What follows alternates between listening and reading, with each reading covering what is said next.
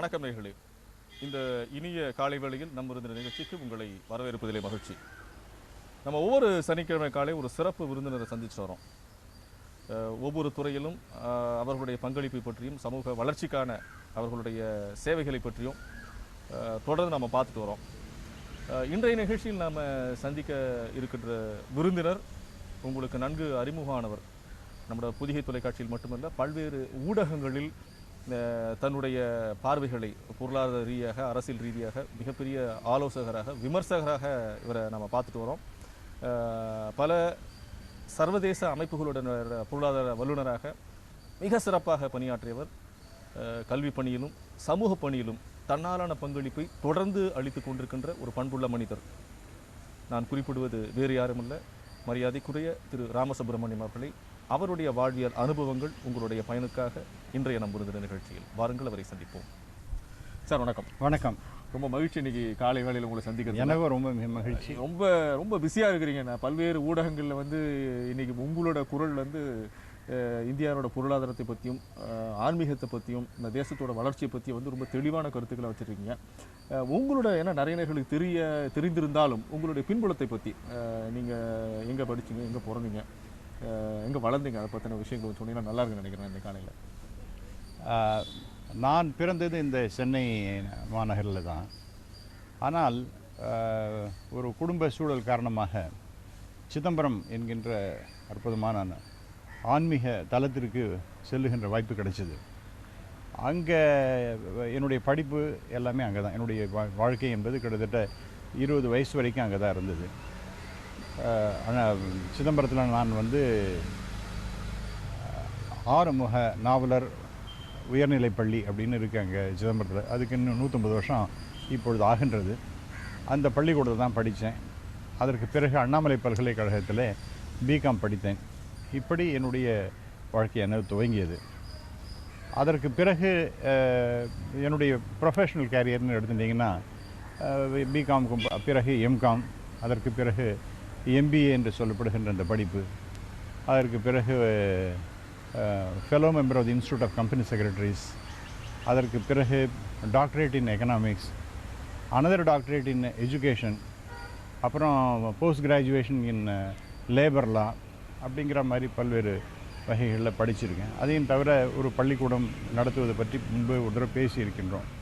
அதற்காக இப்போ அந்த படிப்புக்கு சம்மந்தப்பட்டதுங்கிற முறையில் பிஎட் என்கின்ற குவாலிஃபிகேஷனும். வேலைன்னு பார்க்கும் பொழுது ரொம்ப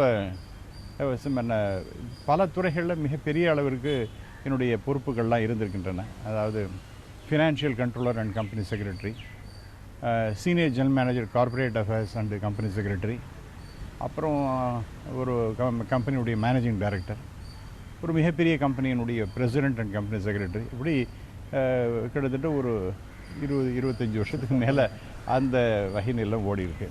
நீங்கள் சொன்னது போல் பல நாடுகள், கிட்டத்தட்ட 80-85 நாடுகளுக்கு மேலே நான் சென்றிருக்கின்றேன். இந்த பொருளாதாரம் சம்மந்தப்பட்டது, கல்வி சம்மந்தப்பட்டது, சுற்றுச்சூழல் பாதுகாப்பு என்கின்ற வகையிலும், பிஸ்னஸுக்காக என்னுடைய கம்பெனி சார்பாகவும் பல நாடுகளுக்கு செல்லுகின்ற வாய்ப்பு கிடைத்திருக்கிறது. இதெல்லாம் நம்ம என்னுடைய இறைவன் திருவிழாவில் இதெல்லாம் நடந்திருக்கின்ற. நான் இன்னும் நானே சாதிச்சேன்னு சொல்கிறதுக்கு இல்லை. யாதேவி சர்வபூதேஷு புத்தி ரூபேண சம்சிதா நமஸ்தஸ்யே நமஸ்தஸ்யே நமஸ்தஸ்யே நமோ நமகங்கிற புத்தியை கொடுக்குறது அந்த இறைவன் தான். அதை அவன் தான் செய்தான். இந்த மாதிரி ஒரு பயணத்தை மேற்கொள்ள சாதாரண ஒன்றுமே இல்லை, ஒன்றும் போதானாயினே உய்யக்கொண்ட நின்கருணை என்று இறைவன் பற்றி மணிவாசக பெருமான் பாடுவார். அது எல்லாம் காரணம் அந்த இறைவனுடைய திருவருள் தான் நான் நினைக்கிறேன். ரொம்ப மகிழ்ச்சி சார். சார், நீங்கள் இது வரைக்கும் பரிமாறிட்ட தகவல் நிறைய நேயர்களுக்கு தெரிஞ்ச விஷயம். நீங்கள் கம்பெனி செக்ரட்டரியாக இருந்திருக்கீங்க, கண்ட்ரோலர் ஆஃப் அக்கௌண்ட்ஸுங்கிறப்ப நிறைய கம்பெனிக்கு இருந்திருக்கீங்க, லாயராக ப்ராக்டிஸ் பண்ணிட்டுருக்கீங்கிற விஷயங்கள் தெரிந்தால் கூட உங்களை பற்றி நிறைய நேயர்களுக்கு தெரியாத இன்னொரு முகம் அப்படின்னு பார்த்தீங்கன்னா, நீங்கள் ஆன்மீகத்தில் ரொம்ப ஈடுபாடு கொண்டவர், நாட்டம் அதிகம் கொண்டவர். குறிப்பாக மாணிக்க வாசகரோட திருவாசகம் உங்களை உள்ளத்தை உருக்கிய ஒரு விஷயம். அதை நிறைய நேரத்தில் நீங்கள் பேசியிருந்தால் கூட இதை நேயர்களோடு பகிர்ந்து கொள்வதற்குண்டான ஒரு நல்ல வாய்ப்பாக இதை கருதுகிறேன். ஆன்மீகத்தினுடைய உங்களுடைய தேடலை பற்றி நேயரோட பகிர்ந்து கொஞ்சம் நல்லா இருக்குன்னு நினைக்கிறேன். நீங்கள் சொன்னது உண்மைதான், முற்றிலும் உண்மை. இங்கே சென்னையில் பிறந்த பிறகு நான் சிதம்பரம் போக வேண்டும் என்று காரணமே என்னன்னு பார்த்தீங்கன்னா, நல்ல நிலைமையில் இருந்த குடும்பம் திடீர்னு ரொம்ப விழுந்து விட்டது. ஆகவே என்னுடைய மாமா, பெரிய மாமா அங்கே இருந்தார்னு சொல்லிவிட்டு எங்கள் குடும்பம் அங்கே மூவ் ஆச்சு. அப்பவும் நிறைய கஷ்டங்கள், கவலைகள்லாம் வர ஆரம்பிச்சிது. இதற்கு மேலே நான் என்ன நினைக்கிறேன்னா, அந்த நடராஜ பெருமானுடைய திருவுருளாலே மாணிக்கவாசி சொல்கிற போல் ஈர்த்தன்னை ஆட்கொண்ட எந்தை பெருமானை அப்படிங்கிற மாதிரி அந்த இறைவன் தடுத்தாட்கொண்டு அங்கே அழிச்சின்னு போயிட்டான் தான் நினைக்கிறேன். தானே வந்து எம்மை தலையளித்தாட் கொண்டருளி என்று மணிவாசக பெருமான் பேசுவார். அது மாதிரி அந்த விதத்தில் போயிருக்கு. அப்புறம் அடுத்ததாக என்னுடைய சின்ன குழந்தையாக இருக்கும் பொழுதே என்னுடைய தந்தையார், அப்போல்லாம் ரொம்ப கஷ்டம் இருந்தாலும் கூட காலம்பர வேளை எழுந்திருக்கும் பொழுதே அவர் என்ன பண்ணுவார்னா, ஒரு 4-4:30 மணிக்கு எழுந்திருக்கும் பொழுதே அவர் என்ன சொல்வார்னா, இந்த ராகவாஷ்டம் அப்படிங்கிற மாதிரி மெதுவாக பாடுவார் அவர் 4:30 மணி அந்த மாதிரி சமயத்தில். அப்போ பாடும்பொழுது ராகவம் கருணாகரம் முனி சேவிதம் சுரவந்திதம் ஜானகீவதனாரவிந்த திவாகரம் குணபாஜனம் அப்படின்னு அதை பாடுவார். அதை அப்படியே கேட்டு கேட்டு அதெல்லாம் அப்படியே மனசுக்குள்ளேயே இந்த இறைவனுடைய திருநாமம் பதிஞ்சு போச்சு. அதுக்கு அடுத்தாப்பில் இந்த சிதம்பரத்தில் கீழ வீதிங்கிறது இந்த கோயிலுக்கு பக்கத்தாப்பிலே, அப்போ அங்கே காலம்பர திருவாசகத்தில் திருப்பள்ளி எழுச்சி அப்படிங்கிறத பாடுவாங்க. அந்த ராகத்தில் இன்றைக்கி யாருமே பாடுறதில்லை. அற்புதமாக இருக்கும். இந்த தருமபுரம் சுவாமிநாதன் அவர்கள் பாடுவார். போற்றி என் வாழ்முதலாகிய பொருளே புலர்ந்தது பூங்கடற்கு இணைதுணை மலர் கொண்டு ஏற்றி நின் திருமுகத்து எமக்கு அருள் மலரும் அப்படின்னு அந்த பாடல்கள் வரும். அந்த பாடல் கேட்டால் அதை நாம் நெற்று பண்ணவே வேண்டாம், அது பாட்டு இயற்கையாகவே அது உள்ளே போயிடுது. அடுத்ததாக பார்த்திங்கன்னா, என்னுடைய சாயந்தர வேளை எங்கள் அப்பா ரொம்ப கஷ்ட நிலை இருந்தாலும் அந்த விளக்கை வச்சுட்டு அதை சுற்றி வருவார். என்னெல்லாம் ஒரு தோளில் தூக்கி வச்சுட்டு சின்ன பையனாக இருக்கும்பொழுதே அவர் பாட ஆரம்பிப்பார். அவர் அதெல்லாம் இங்கே நான் என்னுடைய சகோதரின்னு பார்த்திங்கன்னா, எனக்கு 3 பேர், எல்லாரும் பெரியவர்கள். முதல் சகோதரி என்னோட ரொம்ப வயசானவ, அது 20 வயசு எனக்கும் அவளுக்கும். அவளுக்கு ரங்கநாயகி ராஜகோபாலன் அப்படிங்கிற மாதிரி, நான் வீணையில் ரொம்ப பெரிய அளவை. அவள் வந்து எனக்கு அம்மா மாதிரி. அவளுக்கு எனக்கு 20 வயசு. அதனால் அவளுக்கு 2 குழந்தைகள் கல்யாணம் ஆச்சு, 2 குழந்தைகளும் பிறந்தாச்சு. அதற்கு பிறகு ஒரு சிஸ்டர், அதற்கு பிறகு இன்னொரு சிஸ்டர், அதுக்கப்புறம் கடைசியில் நான். என்னுடைய சிஸ்டர் நாங்கள் எல்லாருமே சேர்ந்து தான் இருப்போம். அப்போ அதாவது 3வது சிஸ்டர், அப்புறம் நான். எங்கள் அப்பா பாடுவார். அவர் அந்த விளக்கை வச்சுன்னு பாடுவார். அப்போ சரணு சரணு புஜேந்திர சந்நித சரணு ஸ்ரீஹரி வல்லபா சரணு ராட்சச கர்வ சம்ஹர சுவாமி ஸ்ரீ ரகுநாயக சரணு சரணு அப்படின்னு அவர் பாடுவார். அதெல்லாம் அப்படியே மனசுக்குள்ளே பதிஞ்சு போய், சரி இறைவனுடைய திருநாமம். பணம் இல்லைன்னா கூட பக்தியை ஊட்டி கொண்டே இருப்பேன். அதே மாதிரி எங்கள் அம்மாவும் ரொம்ப அவை தானே பக்திங்கிற மாதிரி காமிச்சிடல, ஆனால் ரொம்ப தீவிரமான பக்தி. அதாவது இந்த வீட்டில் சாணி தெளிக்கும்பொழுது காலம்புற வெள்ளை கூட, அப்போ கூட அதுலேருந்து ஆரம்பிச்சிடும். கரைச்சி தெளிக்கிறேன், கைலாசம் சேர்க்கணும், வாரி தெளிக்கிறேன், வைகுண்டம் சேர்க்கணும், அள்ளி தெளிக்கிறேன், ஐஸ்வர்யம் உண்டாகணும் அப்படின்னு என்னவெல்லாம் சொல்லுவா. பாட்டு எப்போ பார்த்தாலும் பாட்டு ஸ்லோகமாகவே சொல்லிட்டு சாப்பாடும் பொழுது, அதாவது அன்னத்தை ஊட்டும் பொழுது எனக்கு ஆன்மீகத்தையும் எங்களுக்கெல்லாம் ஊட்டிட்டாங்க அப்படிங்கிறது தான் எங்களுக்கு தோணுகின்றது. ஆகவே அந்த இதெல்லாம் நினைக்கும் பொழுது நடராஜ பெருமானுடைய அனுகிரகம் அதை அப்படின்னு தோணுகின்றது. அப்புறம் நான் படிக்கிற ஸ்கூலில் படித்தேன். நான் திரு ஆறுமுகநாவலர் உயர்நிலைப்பள்ளி. அது என்னுடைய வாழ்க்கையில் மறக்க முடியாத சம்பவம். அது ஒரு பெரிய தெய்வானுகூலம். அதாவது அந்த சிதம்பரத்தில் வளர்ந்ததுங்கிறது ஒரு மிகப்பெரிய அற்புதம். அடுத்து அந்த மாதிரி பள்ளிக்கூடத்தில் படித்தது ரொம்ப ஆச்சரியம். அதில் வந்து படிப்பு சொல்லிக் கொடுத்தாங்க. நானும் ஸ்டேட் லெவலில் ஒரு 3வது ரேங்கோ இன்னும் எஸ்எல்சிலாம் வாங்கினேன். அதெல்லாம் பெரிய விஷயம் அல்ல. அந்த ஸ்கூலில் first district South Arcot district first, அதெல்லாம் பெரிய விஷயமாக நினைக்கலாம். ஆனால் ஆன்மீகத்துக்கு மிக மிக முக்கியத்துவம் தரக்கூடிய பள்ளிக்கூடம். அது சைவத்துக்கும் தமிழுக்கும் முக்கியத்துவம் தரக்கூடிய ஆறுமுகநாவலர்னு யாழ்ப்பாணத்து நல்லூர் பெரியவர். அவர் பேரில் நடந்து 150 வருஷம் இப்பொழுது அந்த பள்ளிக்கூடம் ஆரம்பிச்சு. அங்கே திரு சுவாமிநாதன் தற்போது இருக்கின்றார், என்னுடைய ஹெட்மாஸ்டர். இப்பொழுது கூட அவரை நான் பார்ப்பேன். அவங்கெல்லாம் அவரும் சரி மற்ற ஆசிரியர்களும் சரி ஆன்மீகத்தையே நிறைய போதிச்சிருக்காங்க. அதனால் அதில் தான் ஒரு முக்கியமானதுன்னு அந்த திருவாசகம் தெரிஞ்சு கொள்றதுங்கிறது. சாதாரணமாக அந்த ராமசுவாமி ஐயர்னு ஒருத்தர் பாடுவார்.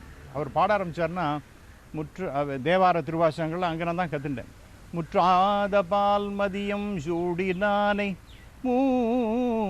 உலகும் தானாய முதல்வன் தன்னை செற்றார்கள் புறமூன்றும் செற்றான் தன்னை திகழொளியை மரகதத்தை தேனை பாலை குற்றாலத்து அமர்ந்து உறையும் குழகன் தன்னை கூத்தாடவல்லானை கோனை ஞானம் பெற்றானை பெரும் பற்ற புலியூரானை பேசாத நாள் எல்லாம் பிறவா நாளே என்று அந்த நடராஜ பெருமானையும் பாட வைப்பார். நமக்கு இந்த தேவாரமும் தெரிஞ்சு போகும். திருவாசகத்தை எடுத்துனா ஏராளமான பாடல்கள் அவர் பாடி சொல்லி கொடுத்துட்டே இருப்பார். அதெல்லாம் அற்புதமான நிகழ்வுகள். அதனால தான் ஒரு மிகப்பெரிய ஒரு இறைவன் மீது அது இயற்கையாகவே வரக்கூடிய வாய்ப்பு ஏற்பட்டது. அப்புறம் திருவாசகம் அப்படிங்கிறதுல போட்டி ஒன்று வச்சாங்க. அந்த திருவாசக போட்டியில் பார்த்தீங்கன்னா நிறைய பேர் கலந்து அந்த சிதம்பரத்தில் இருக்கக்கூடிய எல்லா பள்ளிகளும் அதில் இன்னும் இந்த ராமசாமியர் தான் கலந்து விடலாம் அப்படின்னார். அப்போ தூசோ நடராஜன் எங்கள் தமிழ்வாதியார், அவர் அதற்கு அர்த்தங்கள்லாம் சொல்லிக் கொடுப்பார். அவர் சில பாடல்கள்லாம் சொல்லிக் கொடுத்து அர்த்தங்கள்லாம் சொல்லிக் கொடுத்துன்னு அதில் வந்து ரொம்ப கேட்குற ஆச்சரியமாகிடுது. என்னடா இப்படிப்பட்ட ஒரு அற்புதமான நூலான்னு. எல்லாருமே சொல்லுவாங்க திருவாசகத்துக்கு உருகார் வேறு உருவாசகத்துக்கும் உருகார்னு. அதுக்கு பேர் அழுகை தமிழ்னு பேர். அந்த திருவாசகத்தை படித்தா அழாமல் இருக்கவே முடியாது.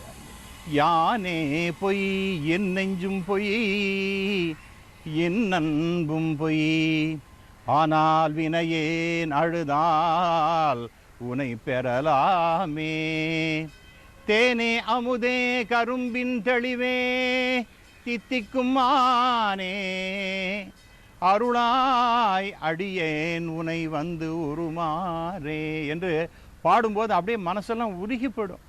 அந்த பாடல்கள்லாம் எல்லாம் பாட ஆரம்பிச்சு. அதனால் என்ன ஆகிடுதுன்னா கிட்டத்தட்ட அந்த நமசிவாய வாழ்க நாதன் தாழ் வாழ்கலேருந்து கடைசியில் செம்மை நிலம் மரியாதை சிதறடும் திரிவேணி மும்மை மலம் அறிவித்து முதலாய முதல்வன் தான் நம்மையும் ஒரு பொருளாக்கி நாய் சிவிகை ஏற்றுவித்து அம்மை எனக்கு அருளியவார் ஆறுபருவா சோவிங்கிற அந்த கடைசி பாடல் வரைக்கும் அந்த பள்ளியில் படிக்கும்போது இன்றைக்கும் அது ஞாபகம் இருக்கின்றது என்றால் அந்த பள்ளியினால் கிடைத்த ஒரு பெரிய பெருமை என்று நான் கருதுகிறேன். ரொம்ப பியூட்டிஃபுல்லாக ரிசைட் பண்ணுறீங்க நீங்கள். ஏன்னா நான் எனக்கு தெரிஞ்ச அட்லீஸ்ட் ஒரு 100, 200, 300 மேடைகளுக்கு மேலே நான் உங்களை தொலைக்காட்சியில் டெய்லி பார்த்துட்டே இருக்கோம். பொருளாதார வல்லுநராக நிறைய ஆலோசகராக வந்து நிறைய கருத்துக்களை பதிவு பண்ணிகிட்டே இருக்கீங்க. அந்த முகம் முற்றிலுமான மாறுபட்ட திரு ராமசுப்ரமணியம் அவர்களை பார்த்துட்டு இன்றைக்கி வந்து நீங்கள் இந்த பாசுரங்களையும் தேவாரத்தில் இருக்கிற விஷயத்தையும் ஆத்மார்த்தமாக பாடுறப்ப வேற ஒரு முகத்தை என்னால் பார்க்க முடியுது.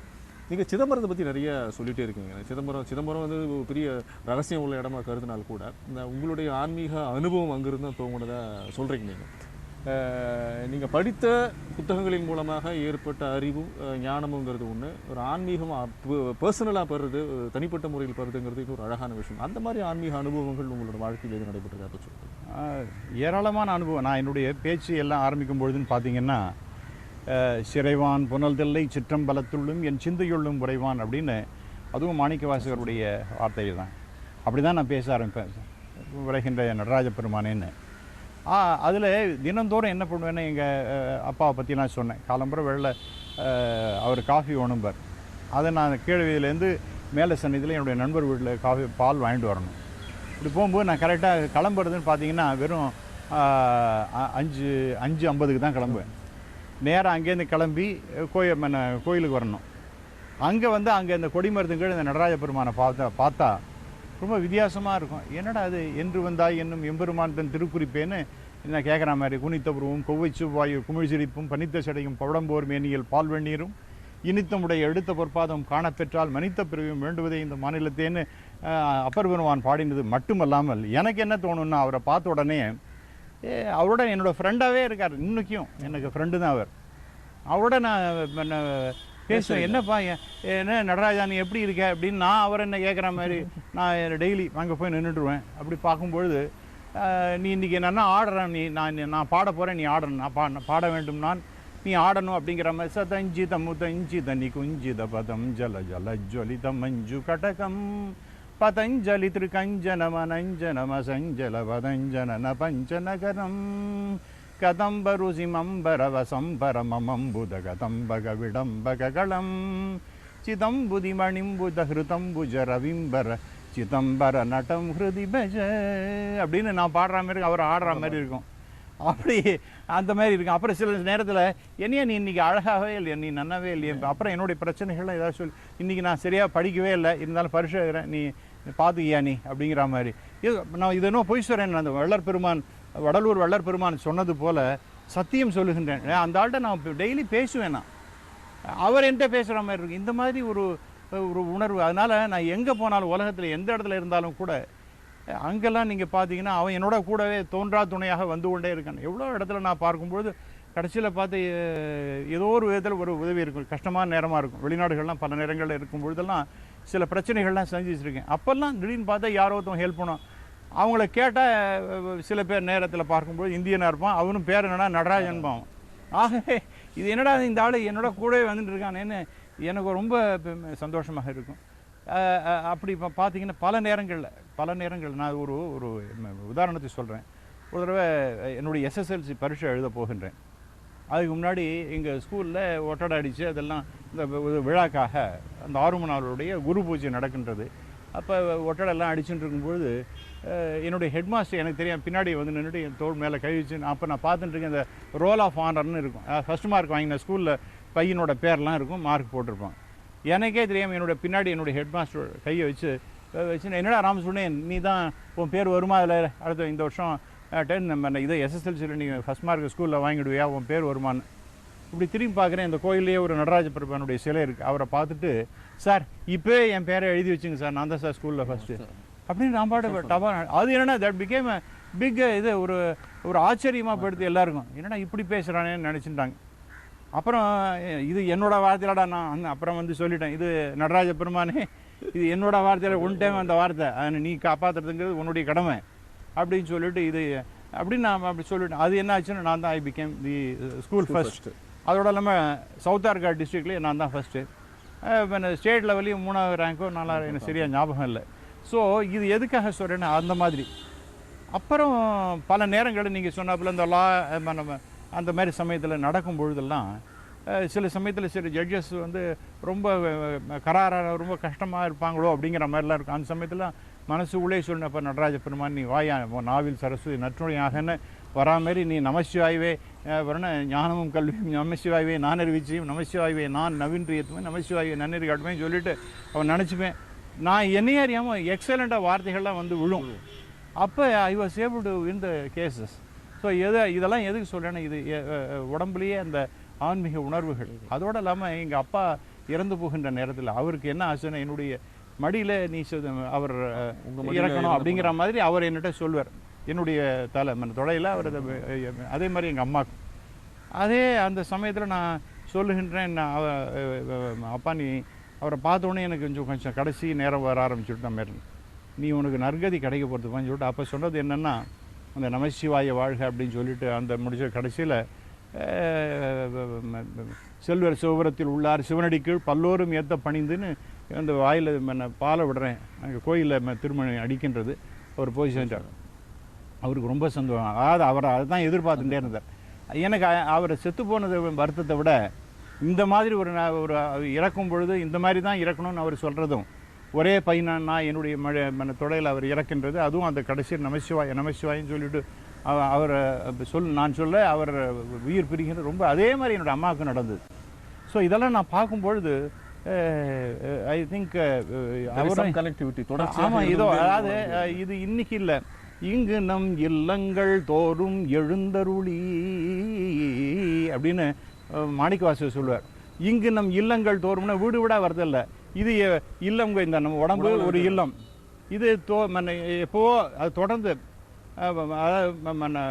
இன்னைக்கு இல்லை நேற்றுக்கு இல்லை, இது இங்கு நம் இல்லங்கள் தோறும் எழுந்தருளினா எப்போவோ தொடர்ந்து தொடர்ந்து தொடர்ந்து தொடர்ந்து வந்துட்டே இருக்கும். உடம்புங்கிற ஒரு ஃபார்ம் இருக்கு. அப்பெல்லாம் அவன் ஆத்மாக்குள்ளே இருக்கான், ஆத்மநாதனாக இருக்கின்றான்.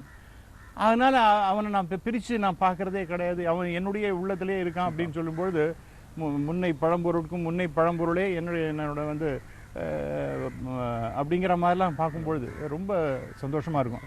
அப்புறம் இந்த நல்ல அற்புதமான இந்த செடி கொடியெல்லாம் பார்க்கும் பொழுது எனக்கு மறுபடியும் அந்த திருவாசகம் ஞாபகம் வரும். அது என்னடா இந்த அழகான குயில் கூவுறது இதெல்லாம் கேட்கும்பொழுது, கூவின பூங்குயில் கூவின கோழி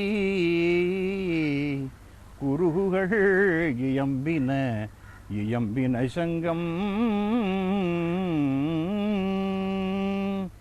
ஓவின தாரகை ஒளி ஒளி உதயத்து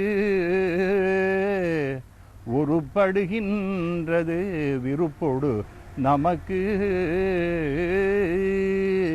தேவ அப்படின்னு இறைவனை பற்றி அது வரைக்கும் இயற்கையை பற்றியே பாடுற அந்த இயற்கையும் இறைவனையும் ஒன்றா சேர்த்து பாடுறதெல்லாம் அற்புதமாக இருக்கும். அப்போல்லாம் எங்கே பார்த்தாலும் இறைவனே இருக்கின்றான், எங்கே பார்த்தாலும் அந்த நடராஜ பெருமனாக இருப்பாகவே நான் கருதுகின்றேன்.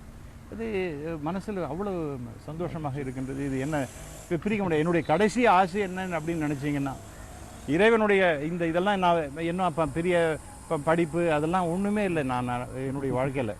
ஆனால் கடைசி நேரத்தில் கூட வேலை வெங்கானல் விடும்போது வெளிநில் கண்டாய் அப்படிங்கிற மாதிரி கடைசி நேரத்தில் கூட நற்றாவனை நான் மறக்கணும் சொல்லு நான் நமசிவாய்வேன்னு அந்த இறைவனுடைய திருநாமம், அதாவது ஸ்ரீமத் பாகவத்தில் அஜாமிளன் கதைன்னு ஒன்று வரும். அவன் கடைசி நேரத்தில் அவன் அப்படி தான் சொல்லுவான். அவனுக்கே தெரியாமல் சொல்லுவான், அதனால் அவனுக்கு வைகுண்ட பதவி கிடைச்சி. அது மாதிரி கடைசி நேரத்துலையும் அந்த இறைவன் என்னோட சேர்ந்து இருக்கணும், அவனை நான் மறக்காமல் இருக்கணும். அதுதான் என்னுடைய இப்போ பிரார்த்தனையாக இருக்கின்றது. சார், இந்த இனிமையான காலை வேளையில் ஒரு அற்புதமான ஆன்மீக பகிர்தல். ஏன்னா நீங்கள் உண்மையாக பார்த்தீங்கன்னா இந்த பக்கம் காகம் கரைந்து கொண்டிருக்கிறது, குயில்கள் கூவி கொண்டிருக்கிறது. நீங்கள் சொல்கிற நடராஜனை கேட்டுட்டு இருப்பார். எத்தனை கோடி இன்பம் வைத்தா இறைவான் பாரதியார் சொன்ன மாதிரி, எங்கெங்கும் காணிடும் சக்தியடான் மறுபடியும் அதே பாரதியார் சொன்ன மாதிரி உங்களுடைய இந்த அனுபவங்களை கேட்கிற பொழுது பாருங்க, வேலை குயில் அழகாக பியூட்டிஃபுல்லாக குயில் எல்லாம் இது எல்லாத்தையும் கனெக்ட் பண்ணுறதுக்கு உண்டான பாசிபிலிட்டி ஏன்னா நேர்களுக்கும் இருக்கிறதுக்கு உண்டான வாய்ப்பு இருக்குன்னு நினைக்கிறேன் நான். ஏன்னா நீங்கள் அவனின்றி அனுபவம் அசையாதுன்னு சொல்கிற மாதிரி எல்லாத்தையும், ஏன்னா நீங்கள் உங்களோட பட்டங்களை பார்த்தனால 2 விசிட்டிங் கார்டு ஒன்று போகிற அளவு இருக்குது. ஏன்னா அது எல்லாம் எனக்கு தேவையில்லை, எல்லாத்தையும் தாண்டி நான் அதோடு நான் இணைந்திருக்கிறேன்ங்கிற அந்த அந்த ஒரு வார்த்தை வந்து மிகப்பெரிய சக்தியாக இன்றைக்கி காலையில் ஒரு செய்தியாக மக்களுக்கு சென்றுன்னு நினைக்கிறேன். உங்களுடைய இந்த பல்வேறு பொருளாதார சமூக அரசியல் பணிகளையும் தாண்டி நீங்கள் வந்து நிறைய ஆன்மீக பணியில் செய்யணும், இந்த மாதிரி பல்வேறு விஷயங்களை மக்களோட பகிர்ந்துங்கிற வேண்டுகோளோட இந்த இனிய காலை வேலையில் எங்களோட சந்திரிச்சதாக எங்களோட நிலையத்தின் சார்பிலும் நேர்களின் சார்பிலும் நெஞ்சாத நன்றியை தெரிவித்துக் கொள்கிறோம். எனக்கு இந்த மாதிரி ஒரு நல்ல வாய்ப்பை தந்து தூர்தர்ஷன், அதாவது ஒரு வித்தியாசமான ஒரு பேச்சாக இருக்குது. நான் என்னுடைய பேச்செல்லாம் வேறு டாப்பிக்கில் எப்பவுமே இருக்கும், ஆனால் இது இன்றைக்கி வித்தியாசமாக இருக்கின்றது. அதனால் எப்படி இந்த தூர்தர்ஷனுக்கு நான் என்னுடைய நன்றியை தெரிவிக்கிறேன்னு தெரியல. இந்த அனைத்து நல்லுள்ளங்களுக்கும் என்னுடைய நன்றியை தெரிவித்துக் கொண்டு பார்க்கின்ற நேயர்களுக்கும் நன்றியை தெரிவித்து இறைவனுக்கு நன்றியை தெரிவிக்கின்ற நம்மையும் ஒரு பொருளாக்கி நாய் சிவிகை ஏற்றுவித்து அம்மை என கருளியவார் ஆறு பெறுவார் அச்சோவே என்கின்ற வகையிலே இந்த எல்லாம் வல்ல பரம்பொருளாகிய இறைவனாகிய நடராஜ பெருமானுக்கு இந்த நேரத்தில் நன்றியை தெரிவித்துக் கொண்டு விடைபெறுகிறேன். நன்றி, வணக்கம். வணக்கம். நேயர்களே, திரு ராமசுப்ரமணியம் அவர்களுடைய ஆன்மீக கருத்துக்கள் உங்கள் மனதுக்கு இதமாக இருந்திருக்கும் என்று நம்புகிறோம். மீண்டும் மற்றொரு விருந்தினருடன் சந்திக்கும் வரை நன்றி, வணக்கம்.